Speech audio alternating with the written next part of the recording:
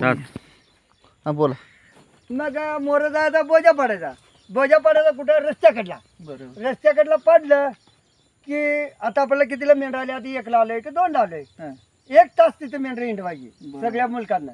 हिंडली की मग काय करायचं, कोणतरी आला घोंगडी तेवढी आवळायची हा. आणि अण्णा जरा उचलला का हो, लगेच उचलला निघाला पुढानी.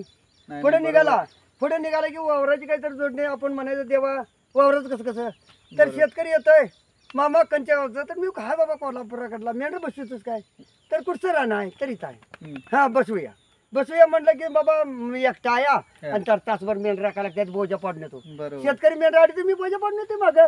बोजा पडला की मेंढर धरायची हा. आणि म्हणायचं तास उभा कर वाघर लावूया. हा. मग त्याला मेंढरावर लावायची वाघर लावायची. हा. हा तू घरला जा बाबा, माझं जेवण घेऊन ये जा.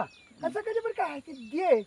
बरोबर आहे. मग काहीतरी 100-50 रुपये मला देतात हो, 5 रुपये म्हणून. बरोबर. काही नाही, आता इथं 100 रुपये हजरे हा. बस झाली की एकट्यापुरती. बाद झाली. हा खान छान सकाळ जेवण आहे सगळं आहे. नाही बरोबर आहे. खरोखर मित्रांनो, आज एक कमाल करण्यासारखी गोष्ट आहे. आज साक्षात ह्या म्हणजे एक अवतारी देव अवतारच आहे. असं ह्या आजान 4 माणसाचं एकटा उन्हाळ पावसूळ एकटा मेंढर घेऊन असा म्हणजे आज कोल्हापूर जिल्हा सोडून सांगली जिल्ह्यात खवटेमंकाळ तालुक्यात इथं आज वर्षाला मेंढर अशी घेऊन चारणी करत मेंढर सांभाळतो एकटा आहे. आणि त्याला भाविक भक्त सुद्धा येऊन त्यांचं दर्शन घेतात आणि त्यांना एक मंडळाची चिमट देऊन आशीर्वाद आजान दिलं की त्यांचं सुद्धा भक्तांचं कल्याण होतंय. असं देव अवतारी आमचं हे आजा आहेत वाशीचं. आणि नेहमीच त्यांचा अवघड खान त्यांच्या भाकरीच्या जाळ्यामधनं त्यांचा सांभाळ करतोच. कारण का आम्ही चौघं असून आमचं काम आम्हाला हंडवेल होत नाही.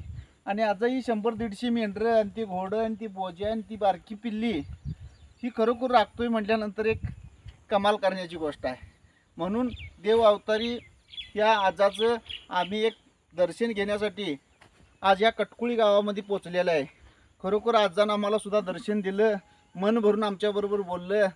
हेच आम्हाला आजाचा आशीर्वाद आम्हा सगळ्यांना लागू दे एवढंच मागणं आजाकडं. आणि आजाची अशीच कीर्ती अखंड आपल्या भारत देशाला लाभू दे.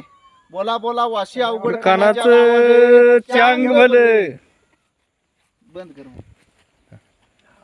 वा वाशी बंद कर. मला बंद करायचं नाही.